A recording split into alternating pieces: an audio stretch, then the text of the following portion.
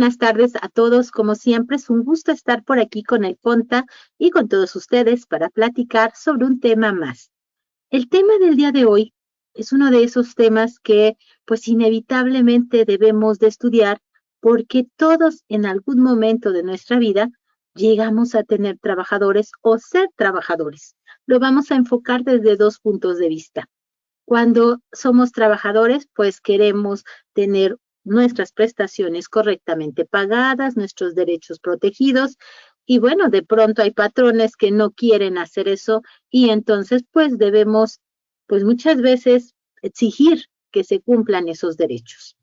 Desde el punto de vista de los patrones, pues al tener trabajadores, siempre tenemos el riesgo de que de pronto hubiese alguna reclamación y sobre todo lo que es más gravoso para los patrones es el pago correspondiente a alguna prestación, alguna sanción que se originara, sobre todo por algo que hicimos mal, por algo que interpretamos incorrectamente y en muchas ocasiones, hay que aceptarlo, por cuestiones que hicimos de buena fe, pero sin las formalidades que debimos cuidar y que al rato pues juegan en nuestra contra y nos hacen desembolsar cantidades mayores a las que deberíamos de estar pagando. Los únicos acuerdos posibles son aquellos que se hacen en base a lo que dice la ley o en base a algo superior a lo que dice la ley. No se vale llegar a acuerdos de algo inferior a lo que dice la ley, porque precisamente este organismo derivado de la Secretaría del Trabajo, los Centros de Conciliación Laboral, su principal objetivo es que ningún patrón dé menos de lo que dice la ley. Entonces vamos a analizar cuáles son esas etapas y sobre todo la etapa de conciliación, que es la que nos importa ahorita, para qué sirve, cómo tenemos que actuar, cómo se utiliza, qué información tenemos que aportar, cuál tenemos que obtener, qué documentos debemos gestionar con esa autoridad. Y entra también otra cosa muy interesante con estos cambios. Entra lo que a todas las legislaciones le está pasando, la instancia de juicios orales, en donde se tiene que defender a través de la palabra las situaciones a favor o en contra de alguna situación específica.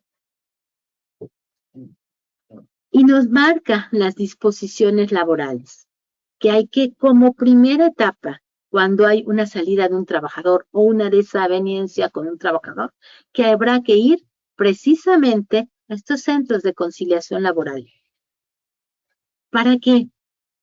Para que se le dé una orientación al trabajador y sobre todo se trate de no llegar a un juicio, sino de resolver en un acuerdo anterior.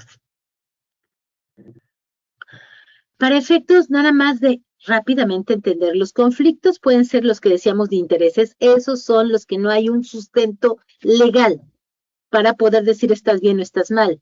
Es completamente subjetivo. Tenemos los conflictos que a final de cuentas se van a resolver con las disposiciones legales. Son los famosos conflictos de tipo legal o de derecho. Y aunque no estemos de acuerdo, existe ya una reglamentación para aplicarse. Y esa reglamentación es la que se tendría que aplicar. En una parte, tal vez no en forma tan exagerada, pero tiene razón la autoridad. En muchas ocasiones resulta que hay prestaciones y remuneraciones plasmadas en la Ley Federal del Trabajo, en los contratos de los trabajadores, en los contratos ley, en los contratos colectivos, en los reglamentos, etcétera, que primero no conocemos, luego no cumplimos y luego estamos las dos partes que desgraciadamente son antagónicas, patrón tratando de no otorgar, trabajador tratando de recibir más y hacer menos. Esas prestaciones, empecemos por el salario, ese salario que nos dice la ley que debe ser salario mínimo por lo menos, o un mínimo profesional, que muchas veces sabemos que no alcanza y que por lo tanto el trabajador pues pide más y el patrón en muchas ocasiones da más porque ya no tiene mano de obra para conseguir, para hacer el trabajo, o que muchas veces el patrón restringe porque hay muchos trabajadores para hacer el trabajo que tenemos por supuesto.